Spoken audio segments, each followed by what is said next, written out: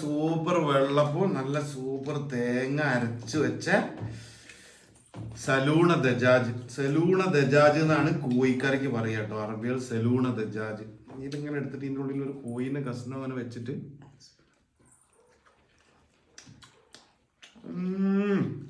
എന്റെ sir yummy.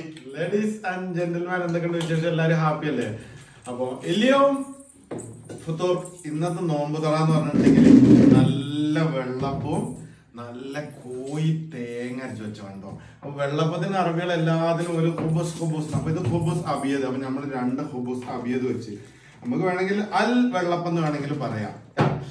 അപ്പോൾ നമുക്ക് ഇന്ന് ചെയ്യാനുള്ളതെന്ന് പറഞ്ഞിട്ടുണ്ടെങ്കിൽ ഗായ്സ് നല്ല തേങ്ങ ഇങ്ങോട്ട് അടുത്തേക്ക് ഒന്ന് കാണിച്ചു കൊടുക്കുകയും നല്ല തേങ്ങ അരച്ച മുളക് കറി അല്ല നല്ല തേങ്ങ അരച്ച കോഴിക്കറിയാണ്. കോഴിക്കറിക്ക് എന്താണെന്നറിയാം അറബിയിൽ പറയാം സലൂണ ദജാജ്.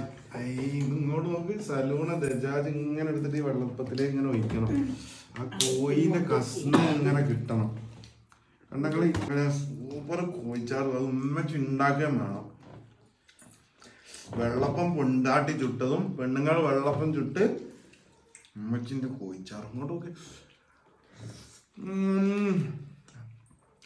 Yummy yummy.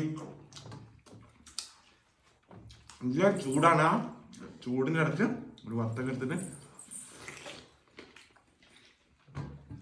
നമ്മൾ ഹാപ്പി ആയിട്ടിരിക്കാം, സന്തോഷമായിട്ടിരിക്കാം, ഇഷ്ടമുള്ള ഭക്ഷണങ്ങൾ കഴിക്കാം, എന്തായാലും പഠിക്കൊക്കെ പോവുക, കൂടുതലുള്ളവരെ ഹാപ്പി ആക്കാം. അത് മാത്രമേ എനിക്ക് പറയാനുള്ളൂ. നോമ്പ് തുറക്കട്ടെ. നോമ്പ് നമ്പർ 3 ആണ്.